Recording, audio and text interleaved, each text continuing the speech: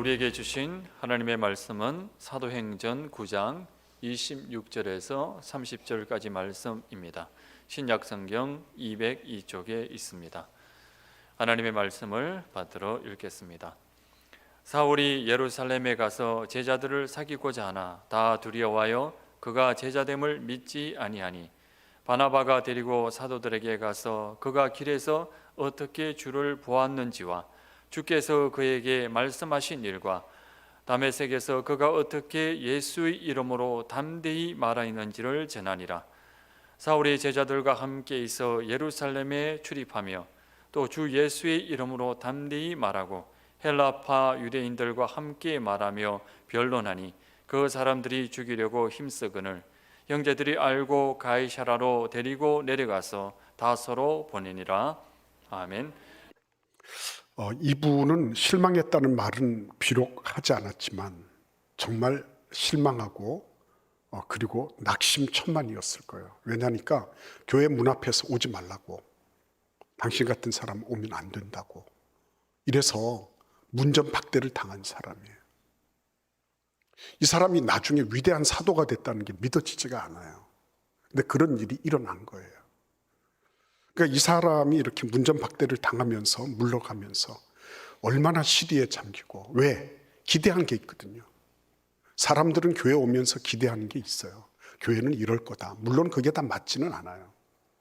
그러나 이분이 경험한 거에 의하면 그래, 교회는 예수 그리스도가 우리를 위해서 죽으실 정도로 우리를 사랑하시고 사랑하는 공동체야. 그리고 우리의 죄가가 있다 할지라도 십자가에서 우리를 다 용서해 주신, 용서하는, 관대하고 관용하는 그런 공동체야. 그리고 비록 잘못했다 할지라도 그것을 다 받아줄 수 있는 그런 공동체야. 그러한 선입감을 가지고 있었던 분이거든요. 근데 이 사람이 그냥 이게 교회야? 교회가 왜 이래? 내가 지금 주소를 잘못 찾은 거야? 이렇게 생각하게 하는 일이 벌어졌던 거예요. 그 상황을 한번 우리가 살펴볼까요? 우리 9장 26절 말씀을 같이 읽어보도록 하겠습니다. 사울이 예루살렘에 가서 제자들을 사귀고자 하나 다 두려워하여 그가 제자됨을 믿지 아니했다 그랬습니다. 이 사울이라는 사람이 문제적 인간이었죠. 문제적 인간. 왜 문제적 인간이었어요? 이 사람이 사실은 예루살렘 교회에 그 엄청난 풍파를 몰고 오고 핍박과 박해가 일어나는 일에 뒤에서 조정했던 사람이었다라고 하는 게 명명백백하게 밝혀지고 있는 상황이에요. 그래서 스데반 같은 분은 7 집사 중에 한 분이었지만 그냥 돌에 맞아서 죽어갔어요. 투석형을 당한 겁니다. 그때 이 사람이 만약에 반대했으면 아마 그렇게는 비참하게 죽지 않아도 됐을 거예요. 근데 여러분 생각해 보세요. 투석형을 당했다고 하는 게 이게 보통 일입니까? 예? 돌로 찜질을 당해서 죽었는데요. 예? 근데 그런 일들을 뒤에서 조종하고 그리고 수많은 그리스도인들을 잡아서 투옥시켰어요. 종교법에 의해서. 그리고 나아가서 이 사람은 그것만으로도 분이 풀리지 않았어요. 그래서 다마스커스, 시리아의 다마스커스라고 하는 곳까지 가서 그곳에서도 예수 믿는 사람 다 잡아 끌고 와서 감방에 넣으려고 이랬던 사람이에요. 그러니까 얼마나 잔혹했던 사람인지 모르죠. 그러니까 보통 자기가 하는 일은 잘 몰라요. 자기가. 그러나 그럼에도 불구하고 교회는 그러면 안 되지. 교회는 그러면 안 되지. 라고 하는 실망감을 어쩔 수는 없는 거죠. 예. 그래서 여러분 오늘 여기 보시면 제자들을 사귀고자 했다 그랬습니다. 제자들을. 여기에서 우리는 사귀고자라고 이렇게 우리 한글 번역은 말하고 있지만 실은 이 원문을 보면 그 제자들 틈바구니에 끼고 싶었어요. 나 찬양대 하고 싶어. 끼고 싶어요. 예? 나도 체인바 하고 싶어. 끼고 싶어요. 예. 그렇게 끼고 싶은데 안 된다고 하는 거죠. 안 돼. 그리고 문전박대를 당하고 있는 거예요.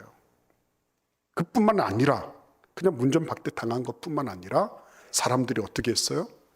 그래도 적어도 사도들, 제자들인데, 예수님 제자들인데 그들이 어떻게 했냐고요? 다 이 사람을 두려워하면서 그가 예수님의 제자가 된 거, 그가 예수님을 믿기로 작정하고 그의 삶의 방향을 돌린 것에 대해서 어떻게 했어요? 믿지 않았다 그랬습니다. 예. 그러니까 여러분, 얼마나 많은, 그죠?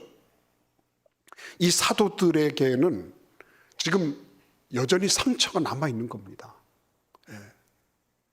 저 사울이라고 하는 저 청년이 어떻게 우리를 해코지 할 것인가? 지난번에 이력이 있잖아요. 그러니까 이번에도 저 사람이 이번에는 가면을 쓰고 위장 잠입을 해서 우리들을 완전히 일망타진하려고 한다. 이런 생각을 금할 수가 없는 거죠. 그러니까 모든 제자들이 한 명도 예외 없이 다 그가 예수 그리스도의 제자됨을 믿지 아니하였다. 이렇게 말하고 있는 것입니다. 그러니까 여러분, 이게 쌍방과실이라고 하고 그냥 넘어가면 될까요? 사울도 잘못했어. 그리고 제자들도 교회는 교회지만 인지상정이 있지. 그렇게 할 수밖에 없지. 그리고 끝나면 될까요? 아니죠. 교회는 그러면 안 되죠. 너도 잘못했고 우리도 잘못했으니까 그냥 그 선에서 적당하게 타협하고 넘어가자. 이렇게 하면 안 되죠. 교회는 무한 책임이 있는 것입니다. 교회는 아무리 무슨 일이 있다 할지라도 교회는 무한 책임이 있는 거예요. 그래서 여러분, 사울이라고 했던 그 청년이 실망하고 좌절하고 교회로부터 이렇게 떠밀려서 왕따가 되고 하는 이런 상황 속에서 과연 오늘날에는 그런 일이 일어나지 않을까? 예? 그런 일이 없을까? 이런 거를 질문해 봐야 되겠죠. 예, 오늘날에는 없을까? 그죠? 교회를 찾아왔는데 근데 실망이야. 내가 기대하던 그 교회하고는 전혀 딴판이야 라고 하면서 등을 돌려서 가는 사람. 우리가 굳이 당신 아니요 라고 이렇게 떠밀지는 않았지만 그들 스스로가 아닌 것 같아. 그리고 실망해서 떠나가는 그런 일들은 없을까 하는 거죠. 예. 그래서 여러분, 우리가 우리 스스로부터 뭐를 알아야 돼요? 교회라고 하는 것이 무엇인지를 알 필요가 있는 거죠. 교회 다니는 사람들이, 성도들이, 목사로부터 모든 성도들이요, 교회가 어떤 곳인지를 알아야 될 필요가 있는 것입니다. 아마도 이때의 경험이 바탕이 됐는지 모르겠어요. 이 청년, 그때 당시 문전박대 당했던 이 사울이라고 하는 청년이 에베소 교회에 보내는 편지가 있었어요. 그 편지는 교회가 뭔지에 대해서 깊이 농구하고 있는 그런 편지입니다. 근데 그 편지에서 이분이 뭐라고 얘기하는지 한번 들어보시기를 바랍니다. 에베소서 2장 20절에서 22절 말씀인데 제가 읽겠습니다. 여러분들 잘 들으시기를 바랍니다. 너희는 사도들과 선지자들의 터 위에 세우심을 입은 자라. 그리스도 예수께서 친히 모퉁이 돌이 되셨느니라. 그의 안에서 건물마다 서로 연결하여 주 안에서 성전이 되어가고 너희도 성령 안에서 하나님이 거하실 처소가 되기 위하여 그리스도 예수 안에서 함께 지어져 가느니라. 이렇게 말씀하고 있어요. 그러니까 지금 여기에서 교회를 뭐라고 말씀하고 있는 거죠? 교회는 완성된 건물이다? 준공필이 난 건물이다? 아니라는 거죠. 지금 어떻게 하고 있는 거죠? 지어져 가고 있다는 거죠. 교회는 미완성이라는 거예요. 이 땅에서의 교회는. 예, 미완성인 거예요. 예. 그러니까 여러분, 존 프리처드라고 하는 옥스퍼드의 주교가 이런 얘기를 했어요. 교회는 예수님을 따르는 곳이다. 그런데 예수님을 따르다 보니 예수님으로부터 배우게 되고 그 배움 때문에 단순한 지식이나 알미 아니라 그 존재 자체가 예수 그리스도로 되어가는 곳이 교회다. 이렇게 말했어요. 예수 그리스도로 되어가는 곳이에요. 아직 완성이 아니에요. 아직까지 온전한 게 아니에요. 아직 미완성이에요. 얼마 전에 어떤 분이 광주에서 약속을 하고 대전으로 오셨어요. 근데 시간이 거의 1시간 정도 지체가 됐어요. 다 기다리고 있는데 왜 그렇게 늦었습니까? 이분이 계속 전화도 하면서 하시는 말씀이, 아유, 지금은 연말인 모양이라고. 아주 그냥 고속도로를 4군데를 파서 공사를 하더라는 거예요. 공사를. 그러니까 이 공사 4군데 하는데 호남 고속도로에서 4군데 공사해 보세요. 어떻게 되나. 다 지체되고 뭐 이러니까 자기는 그냥 속이 바짝바짝 탔다는 거예요. 여러분 얼마나 그 마음이 안타까워요. 그렇죠? 시간은 돼 있는데 다들 다 시간 보면서 왜 안 와? 그리고 얼마나 그 마음이 졸이고 힘들었겠어요. 근데 공사를 하고 그렇게 뭔가가 이렇게 일이 일어나면 그럴 수밖에 없는 것 아니겠어요? 교회도 그렇거든요. 교회도 한달음에 모든 게 확 하고 이러면 얼마나 시원하고 좋겠어요. 근데 교회는 어떻게 해요? 지금도 지어져 가고 있다. 성전이 되어 가고 있다. 진행형으로 말씀하고 있는 거예요. 진행형이다.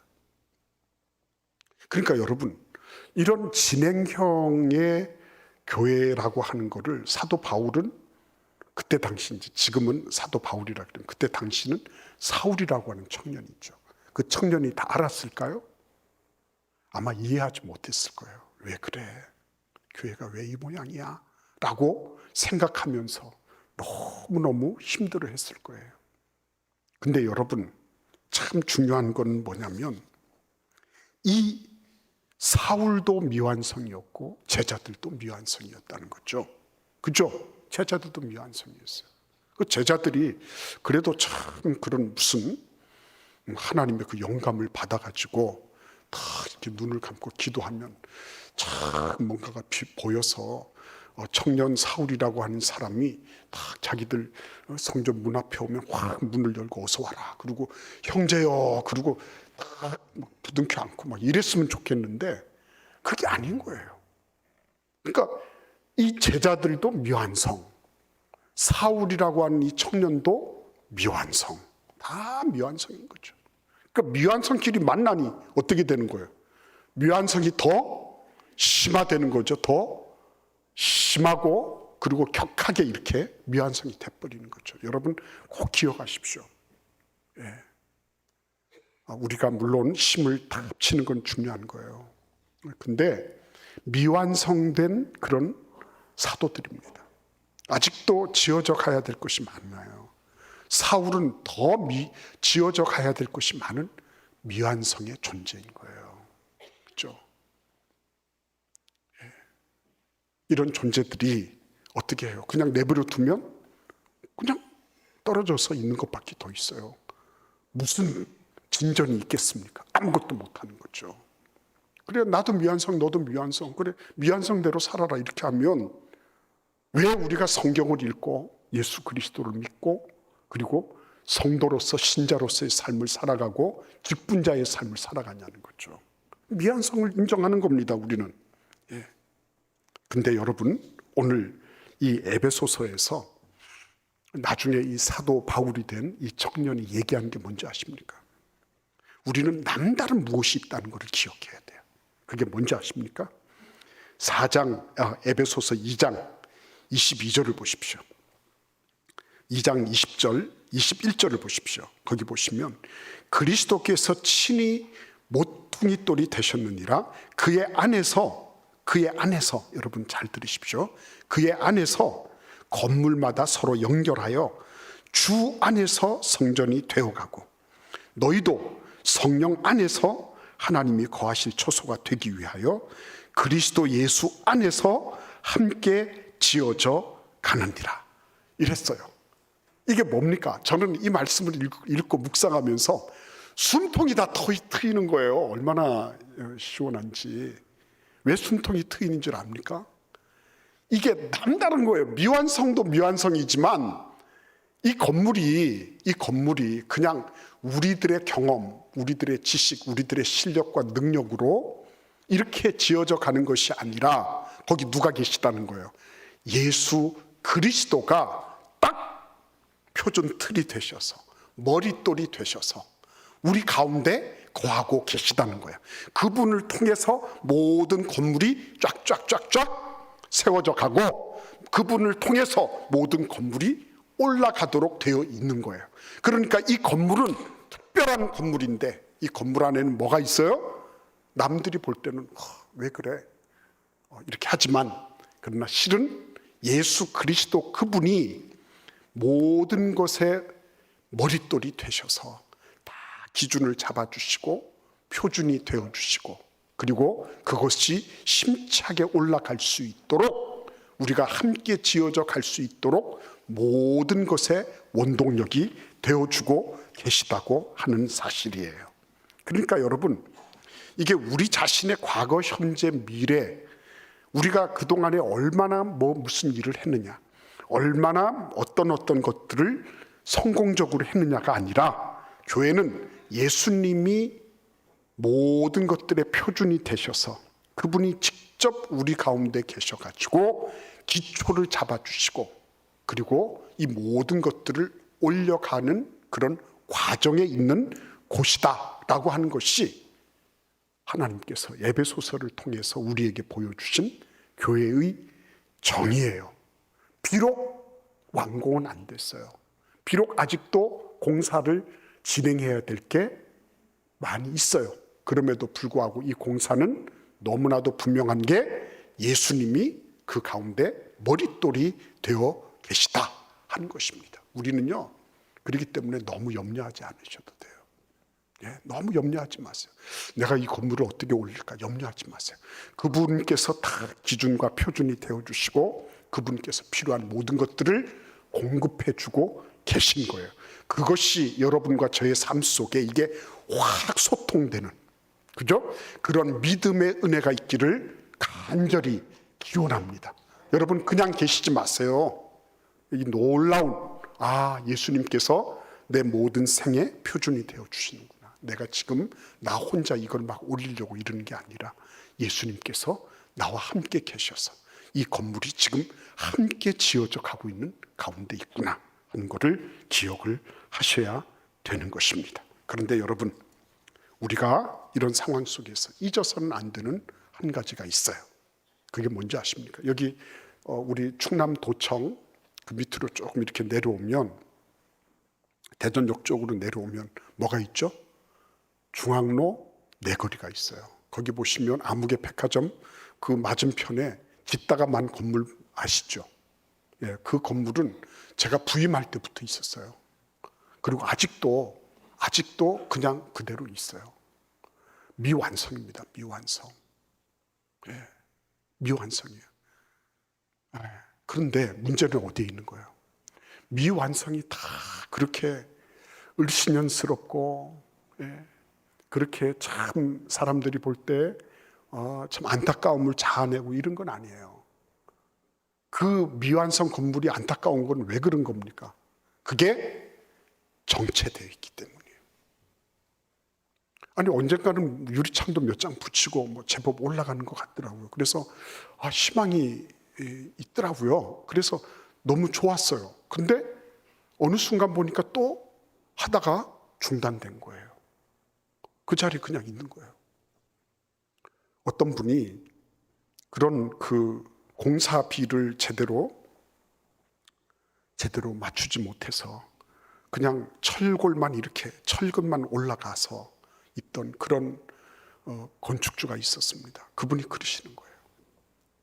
한 여름에 막 비가 막 쏟아지면요, 그게 이 철근에 녹이 슬잖아요. 녹이 슬면 어떻게 되죠? 그 빗물에 쓸려서 붉은 물이 내려가는 거예요. 근데 그 붉은 물이 그게 그냥 붉은 논물이 아니라 자기의 피눈물처럼 보이더래요. 자기의 피눈물처럼. 네. 이게 건물이 물론 이렇게 쭉 올라가다가 무슨 연고가 있고 문제가 있을 수 있어요. 그러나 20년이 다 되도록 그대로 있으면요, 여러분, 그게 얼마나 도시 미관부터 시작을 해서 거기에서 그 발생하는 그런 공허함이라든지, 예? 그런 쓸쓸함이라든지 이런 것들을 어떻게 그거를 다 감당하겠어요. 더더군다나 그걸 건축하려고 하신 분들의 그런 미어지는 가슴은 어떻게 하겠어요. 그러니까 여러분, 우리는 미완성이에요. 근데 중요한 건 뭐죠? 지어져 가고 있다고 하는 거예요. 비록 미완성이지만 정체되어 있지 않고 어떻게 해요? 한 걸음씩 한 걸음씩 가고 있는 거예요. 넘어지더라도 앞으로 넘어지는 거예요. 일어나면 그래도 조금이라도 나와 있는 거예요. 네. 여러분, 오늘 이 사람을 한번 보시기를 바랍니다. 2절, 27절을 한번 읽어보겠습니다. 바나바가 데리고 사도들에게 가서 그가 길에서 어떻게 주를 보았는지와 주께서 그에게 말씀하신 일과 다메섹에서 그가 어떻게 예수의 이름으로 담대히 말하였는지를 전하니라 그랬습니다. 바나바가 데리고 사도들에게 갔다 그랬어요. 누구를 데리고요? 이 사울이라고 하는 청년을 데리고, 지금 낙심천만 실망감으로 막 얼룩져 있어요. 교회가 그럴 수 있을까 그러는데 이 바나바라고 하는 이 사람이 그를 데리고 사도들에게 간 것입니다. 근데 오늘 제가 무슨 번역의 대가도 아니고요. 다 그런데 이렇게 말씀을 묵상하면서 찾아보니까요, 이 27절에 우리 한글 성경에서 번역되지 않은 접속사가 하나 있어요. 그게 뭐냐면 그러나라고 하는 말이에요. 대라고 하는 말입니다. 영어로는 however 이렇게 표현돼 있어요. 대. 그러나, 앞에서부터 쭉 보십시오. 제자들을 사귀고자 하나 다 두려워하여 그가 제자됨을 믿지 아니하니, 그러나 바나바는 그를 데리고 사도들에게 갔다는 거예요. 그러나 바나바는, 그러니까 모든 사도들이 다 이 사람 사울에 대해서 색안경을 끼고 그리고 선입감의 그 감옥에 갇혀서 그를 받아들이려고 하지 않았어요. 그런데 바나바는 그럼에도 불구하고 그를 받기로 작정한 거예요. 그거 어떻게 했을까요? 그가 뒤에 쭉 한 말들을 보면 일단은 사도들에게 가기 전에 누구에게 갔을까요? 사울에게 갔겠죠, 당연히. 사울에게 가서 뭘 했을까요? 그가 지금까지 어떻게 해서 예수님을 만났는지 자초지종을 들었지 않겠습니까? 이 27절을 보면 충분히 그렇게 유추할 수 있잖아요. 그렇죠? 그러니까 이 바나바는 그냥 있는 사람은 아니었어요. 그냥 자기에게 이렇게 씌워져 있는 색안경을 끼고 그대로 있는 사람은 아니었습니다. 그는 움직이고 행동하는 사람이었어요. 사울에게로 나가고 그리고 사울을 데리고 또 제자들, 그 사도들에게 가고 이랬던 사람이에요. 하나님은 이 바나바라고 하는 인물을 귀하게 사용하십니다. 그 바나바라고 하는 인물이 어떤 사람? 사도였나요? 아니었죠. 사도 아니었습니다. 바나바는 그러면 7 집사 중에 한 사람이었나요? 아니에요. 어떤 연유인지 모르지만 7 집사가 되지 않은 사람이에요. 어떻게 보면 선거에 어떤 사람들이 막 추천을 했는지 어떤지 모르지만 결과는 7 집사에도 되지 못한 그런 인물이에요. 그러면 집사도 아니고 사도도 아니고 그러면 무슨 기적이나 이적을 나타냈을까요? 그러지도 않았어요. 그가 무슨 병자를 고쳤다거나 귀신을 내쫓았다거나 이런 일은 보이지 않아요. 그런데 왜 하나님이 이 바나바를 쓰시는 거예요? 그렇죠, 여러분. 하나님께서요, 과거에 성공, 과거에 그 사람이 어떤 무엇을 했나, 지금 그가 어떤 직분을 가지고 있나, 이거를 보시는 게 아니더라는 거예요. 이걸 보시는 분이 아니에요. 하나님 뭘 보세요? 지금 여기에서 교회가 교회된 것을 드러내는 사람이에요. 교회는 어떤 곳이라고요? 미완성이지만 지금 지어져 가고 있는 진행형의 공사 현장인 거예요. 예, 공사에서는 뭘 해야 되죠? 움직여야 돼요. 벽돌을 나르든지 철근을 나르든지 뭐를 하든지 움직여야 돼요. 하나님은 움직이는 일꾼을 쓰시는 겁니다. 나는 원래 그래. 교회는 원래 그렇다니까. 이렇게 하면서 딱 이렇게 하고요. 자기는 완벽한 지식, 완벽한 진리를 다 알고 있어. 그래서 막 모든 것을 다 판단해. 모든 것을 다 알아. 근데 손도 하나 꼼짝할 수 없는 무기력자야. 그렇죠? 예. 그분이 하시는 말씀을 들어보면 다 일리가 있고 다 맞아. 그렇게 하면 다 될 것 같아. 근데 그에게서 아무런 일도 일어나지 않는다 그러면 얼마나 안타까운 일이에요. 근데 바나바는 그렇게 하지 않았어요. 바나바는 직접 가서 부딪혔습니다. 몸으로, 손발로 가서 부딪혔어요. 예. 가만히 보니까 예수님께서 제자들을 부르실 때도 꼭 보면 예수님이 어디 한가지게 이렇게 놀고 있는 사람 부르시지 않으셨어요. 그물을 던져서 고기를 잡는다든지, 아니면 그물을 깁고 있다든지, 세관에서라도 뭔가 열심히 근무를 하고 있다든지, 이런 사람들을 제자로 부르셨어요. 이런 사람들을, 그냥 놀고 있는 사람, 아무것도 하지 않는 사람, 그냥 자기 그 자리에 안주하고 있는 사람들을 부르신 적이 없어요. 옛날에 우리 선배 목사님 그러셨습니다. 그냥 가만히 앉아 있으려고 하면 콧구멍이라도 후벼라. 콧구멍이라도. 그냥 가만히 있지 말고 콧구멍이라도 좀 후벼라. 움직여라는 거예요. 움직여라. 왜 그렇게 가만히 있냐는 거죠.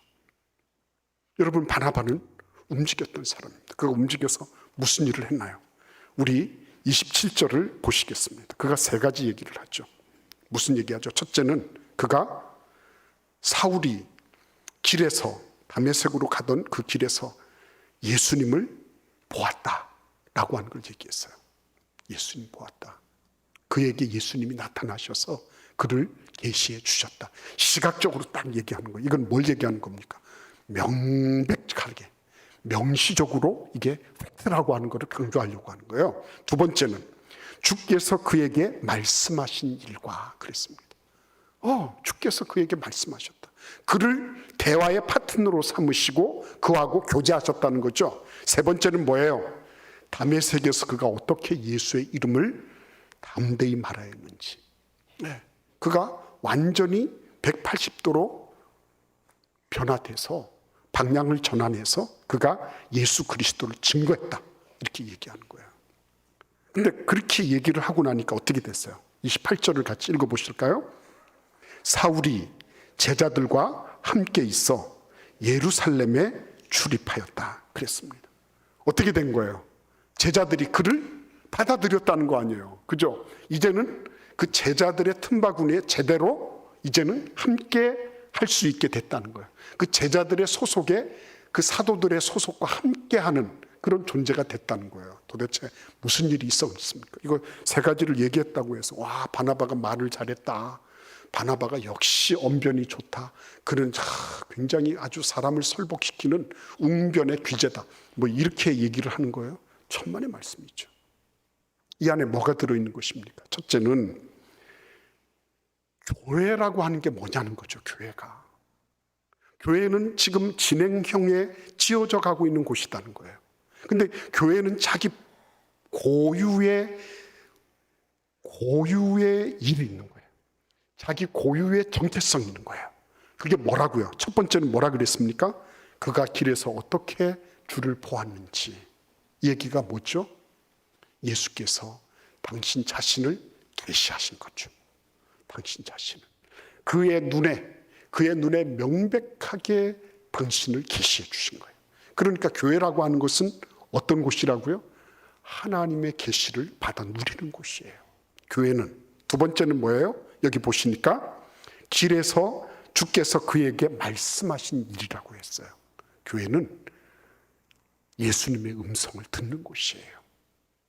예수님의 음성을, 하나님의 말씀을 듣는 곳이에요.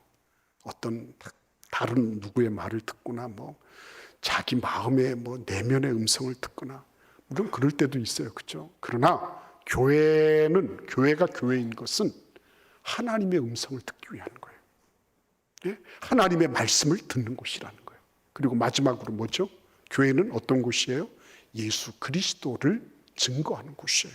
그것 때문에 교회가 존재하는 거거든요. 이 얘기를 하고 제자들이 마음의 문을 열고 성전의 문을 열고 그를 받아들일 수 있었던 거, 교회 문을 열고 받아들일 수 있었던 거는 왜 그런 거예요? 사울 청년이 경험했던 그 모든 것들이 무엇과 일치되는 거예요? 교회의 경험과 일치되는 거잖아요. 교회의 경험과. 자기들도 예수님을 배웠어요. 자기들도 예수님의 부활하신 모습도 보았어요. 승천하는 모습도 보았어요. 예수께서 자신들에게 계시해 주시는 것을 다 보았어요. 그리고 그들이 지금 하고 있는 게 뭐예요? 이전부터도 그랬고 지금도 그렇고 하나님의 말씀을 듣고 있는 거예요. 그리고 지금도 그들이 하고 있는 게 뭐예요? 예수 그리스도를 증거하는 거예요. 알고 보니까 청년 사울이 벌써 다 그 일을 하고 있네요. 어떻게 막아요? 그렇죠? 그러니까 바나바는 이러한 일들을 통해서 당신들이 지금 선입감을 가지고 이전의 상처를 가지고 다 문을 닫았지만 그러나 하나님은 이미 그를 구원하시고 교회됨의 표지를 이렇게 다 마련해 주셨어요. 이거를 바나바가 사도들에게 얘기를 한 거예요. 그래서 여러분 가만히 보면 이게 지금 어떤 상황 속에 있는 거예요? 사울 청년이 옆에 있잖아요. 곁에 있는데 이 바나바가 지금 얘기를 누구를 위해서 하고 있죠?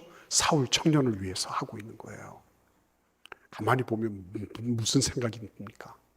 저는 이 말씀 묵상하면서 그렇구나. 성령 파라클레토스 하는 성령님, 그죠? 그분은 하나님의 영이에요. 예수 그리스도의 영이에요. 근데 그분이 우리들 곁에 서셔서 하시는 일이 뭐예요? 다른 사람에게 도움을 베풀 수 있도록 조력하고 그에게 힘을 북돋워서 위로하고, 그죠? 그의 무슨 문제가 있으면 상담하고 변호사처럼, 그죠? 친구처럼 같이 동행하고 하는 일을 하는 거더라고 보니까. 제가 오늘 일부 예배 때도요, 저 멀리 계시는 장로님 네 분인데 여기 그 이전에 나오시다가 오랫동안 쉬시던 그 부부를 인도하기 위해서요, 새벽같이 오셔서 다 그분들을 모시고 오신 거예요. 곁에 딱 앉아가지고, 그분들이 체포조나 이런 게 아니에요. 곁에 딱 나란히 앉아가지고요, 같이 예배를 드리는데, 저는 그렇게 새롭게 오신 그런 분들도 너무너무 소중하고요. 그런 분들을 위해서 곁에 딱 붙어서 하나하나 자세하게 설명해 주고 친절하게 이렇게 해주는 모습을 보면서 저는 참 저게 바로 교회에서 배운 예수님을 닮아가는, 성령님을 닮아가는, 곁에 그렇게 다 이렇게 하고 있는 거예요. 이렇게 다 붙잡고 이렇게 가고 있는 거예요. 너무너무 아름답더라고요. 너무너무 아름다워. 그 결과가 멋있잖아요. 그죠? 그 뒤에 보시면 사울이 제자들과 함께 있어서 예루살렘에 출입하면서 주 예수의 이름을 담대하게 전했다. 그죠?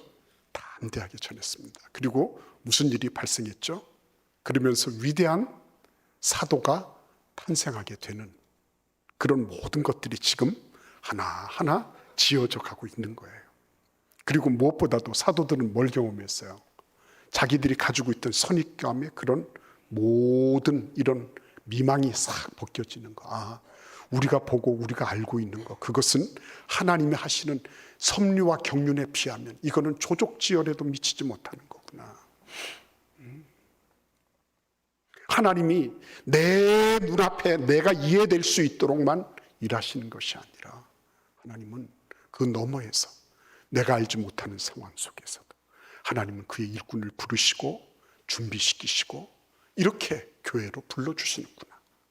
그래서 제자들의 눈이 확 열렸잖아요. 영적으로. 이 바나바 한 사람이 행한 게요, 그냥 보통 일이 아닌 겁니다. 제자들의 눈이 열렸어요. 그리고 실제적인 그런 영적인 그 범위도 확장이 됐어요. 그전에는 요만했어요. 근데 막 그 다음에 이 하나님이 하신 일을 보면서요, 얼마나 제자들의 그런 그 시야가 확장이 되는지 모르는 거죠. 그리고 드디어 사도 바울이 하나님 앞에 서게 된 겁니다. 오늘 여러분, 하나님께서 우리를 어떻게 부르신 것입니까? 네, 하나님께서 그럴듯한 사람을 불러서 이런 일을 하게 하셨나요? 아니에요. 네, 바나바 같은 분들 처음부터 눈에 띈 분이 아니에요. 그러나 그는 결코 안주하려고 작정하지 않았어요. 움직였어요. 그도 불완전한 사람이에요. 미완성이에요. 그러나 미완성의 자리에 안주하지 않고 그는 계속해서 진행형으로 나아갔던 거죠. 여러분, 어느 곳에 안주하고 계신 분이 계십니까? 내 마음속에 난 이제 좀 쉬어야 돼. 난 뭐 이렇게까지 했는데 뭐 더 이상 어떻게 하라고. 기도해도 안 되는데 어떻게 하라고. 그때가 여러분 다시 일어서야 되죠. 그때가. 그래서 여러분, 오늘도 이 바나바라고 하는 이 한 사람을 통해서 예루살렘 교회가 새롭게 되고 전 세계의 선교가 이루어지는, 말 그대로 기독교가 전 세계를 향하여 나아가는 그런 놀라운 디딤돌이 된 것처럼 이 자리에 계신 한 분 한 분, 여러분들도 그렇게 하나님께서 아름답게 쓰시기를 원하시는 것을 여러분 믿으십시오. 기도하겠습니다. 고맙습니다. 하나님, 우리를 사용하여 주옵소서. 예수님의 이름으로 기도하옵나이다. 아멘.